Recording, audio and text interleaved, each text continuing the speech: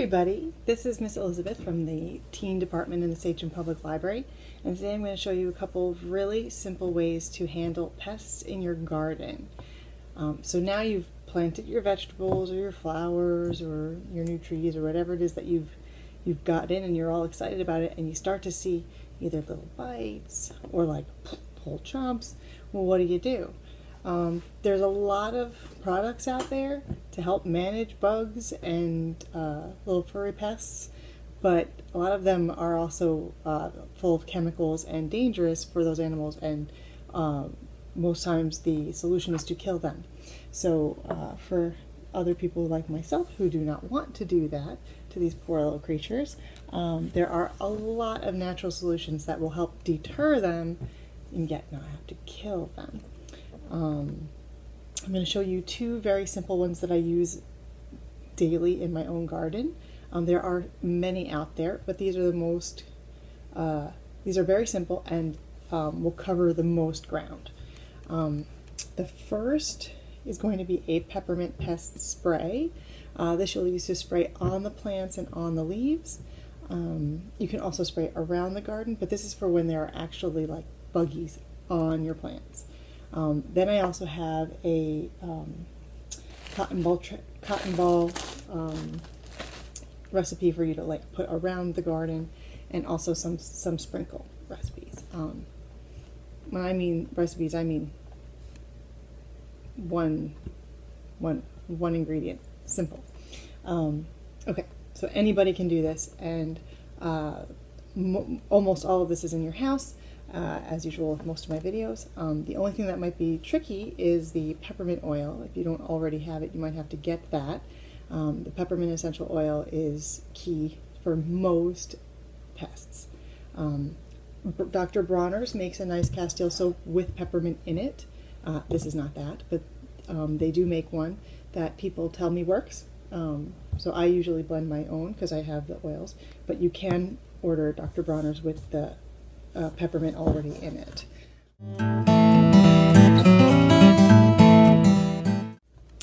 Okay, so the first recipe I'm going to show you is the peppermint spray. So you're going to need a 16-ounce bottle. We're going to start with the Castile soap. You're going to put 1 tablespoon. I'm going to use my funnel because I'm very good at spilling it everywhere. 1 tablespoon. Pour that right in there. If you don't have Castile soap but you happen to have peppermint, make it. The peppermint is really the most important ingredient. It deters most bugs. Spiders, ants, aphids. It's like they do not like it. So even if you just put peppermint and water together, you can do that. I'm going to do 10 drops of peppermint. It's going to, there's dirt in my peppermint because I use it outside all the time. 1, 2, 3, 4, 5, 6, 7, 8, 9, 10. That is not a lot for 16 ounces, but usually it works.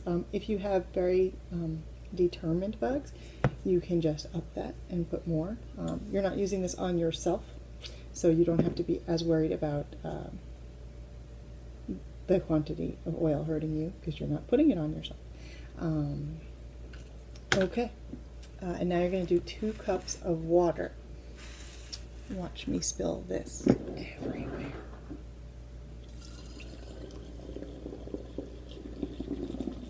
I'm using warm water. It's just going to sit around anyway, so there's no sense in making it. Oh, bubbles. Oh, I guess that's it. Yeah, that's it. Almost 2. Smells wonderful. Glad I'm not a bug. Okay. And you shake it before each use to get it all mixed together. The Castile soap is going to help blend it. If you use just water, then you have to make sure you shake it, otherwise they're going to separate. and the hose will be at the bottom, and you'll just be spraying water on your plants, which your plants love, but the bugs, it won't do anything. So make sure you shake it every single time very well if you don't use the castile soap. The castile soap is an emulsifier, so it's going to help it blend. So I am excited to use that. The nice thing about the castile soap also is that it is very, very gentle, so it will not harm any of your leaves. It's not going to burn your leaves. Like a lot of the products that they have to spray for like killing things sometimes leave spots on your leaves, like burn little spots. The castile soap will not do that. Okay, so that's the peppermint pest spray. The next thing I'm going to show you is super easy. All you need is some cotton balls and the peppermint oil. Okay, so I'm not even going to. I'm going to. Let's see. How about that water? I need some place to put my cotton balls. Okay, so usually I use, for a small area garden, I'll use 4 corners. I've been having some persistent pests, so I decided to up that. So I'm just going to make a whole bunch and lay them around. So this works best for squirrels and bunnies. I recently planted my sunflowers, and one of my plants is already 2 inches tall, and the other box is getting eaten every morning by squirrels. So this little regimen that I'm going to show you now has been working, but I've been having to do it every night because the sprinklers wash it away every day. So I put peppermint on cotton balls, a lot. I do like 5 drops on each cotton ball. And then I put that in the corners of the garden, and now I've been placing it in between near the plants. The peppermint itself is not going to harm the plants, so it's very easy, and it really works. This worked for 2 days. The cotton balls worked until I had to redo them, and I think that's just because the sprinkler washes them every day. It would probably last longer if you didn't have a sprinkler right on it. This, in conjunction with garlic, has been working very well for me. So I put these cotton balls around the garden, and then the sunflower garden, and then I sprinkle garlic powder all around the outside and in between the plants. It's another thing that's gentle if you get it on the plants. It's just garlic. It's not going to hurt their leaves. Some people also recommend cayenne pepper. I would feel really bad for the squirrels that got the cayenne pepper, but I doubt they would come back. I don't have that, so I've been using crushed red pepper flakes, which I think is less effective, but maybe they still smell it. Anyway, so these are the 3 things that I have been using to keep away the squirrels, and it's been working for a week now. And my poor sunflower garden, which is really just a bunch of sunflower seed shells, and just starting to plant, to sprout. It's like 2 weeks behind the other box. Now it's starting to come around.